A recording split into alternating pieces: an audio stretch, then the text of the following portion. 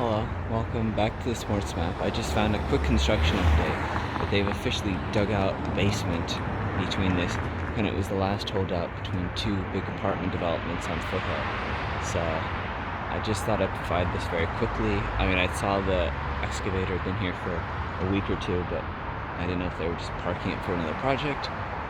Either or, you kind of see this marking in. I don't know if they're going to dig deeper or if this is what it is and they're going to start pouring concrete in the next couple weeks and then they'll start building up. I don't know if it's going to be apartment or houses or some office building, but it shows how much the street has changed, so I'll simply leave it there for today, which is today's date, the 8th, so I just thought I'd give that little piece of update.